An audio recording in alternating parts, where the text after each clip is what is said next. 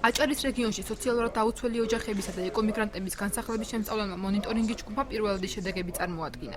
ჯგუფის წევრებმა მონიტორინგი გაუწია სამთავრობო კომისიის მიერ მომზადებულ დასკვნას. სამთავრობო კომისიამ აჭარის 5 მუნიციპალიტეტში 1400 ოჯახი შეისწავლა, რომელთაგან სხვადასხვა სახის დახმარებას 171 ოჯახი საჭიროებს. დასკვნის თანახმად ხელვაჩაურის ყოფილი ბატალიონის ტერიტორიაზე უკანონოდ ჩასახლებული 804 ოჯახიდან 205 ოჯახის იდენტიფიცირება მოხდა. კავშირი ინტელექტის წარმომადგენლები ეთანხმებიან სამთავრობო კომისიის დასკვნას, თუმცა აცხადებენ, რომ ზოგიერთი შენიშვნა კვლავ გადასამოწმებელია.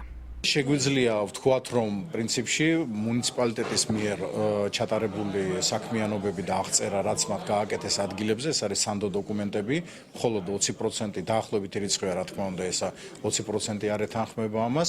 ჩვენ ამ 20%-ის ადგილობრივ მდგომარეობას, ადგილობრივ პირობებს დამატებით შევისწავლით. შედეგებს უნდობლობას უცხადებენ თავად ჩასახლებულები. ისინი მონიტორინგის ჯგუფს სამთავრობო კომისიის ინტერესების გატარებაში ადანაშაულებენ და ხელახლა მონიტორინგს ითხოვენ. კომისია უნდა გაკეთდეს ხელახლა და დამაჯერებელი უნდა იყოს, რეალური უნდა იყოს. და არა როგორც ადრე გააკეთეს. წინახედ გადაიღებდნენ, წეღარო თქვა, სურათებზეო პრობლემები აქვს. წინახეთს გადაიღებდნენ, უკანახედი ბოდიში და ფეხებზე ეკიდათ. მე ვფიქრობ, რომ არ იქნება ესეც სამართლიანი, იმიტომ რომ 800 ქოხში არ არის სამართლიანი, რომ იყოს სადღაც 20 ადამიანი ან 30 დასაკმაყოფილებელი. ეს არის უსამართლო. მე რატომაც იმედი მქონდა ბორჯღალოები არასამთავრობო იმუშავებდნენ ობიექტურად. შედეგებს უნდობლობას უცხადებს უფლებადამცველი თამაზ ბაკურიძეც. მისი თქმით, სურათის სრულყოფილი ვერ იქნება, რადგან შესწავლისას მოსახლეობის ნაწილი საქართველოში არ იმყოფებოდა.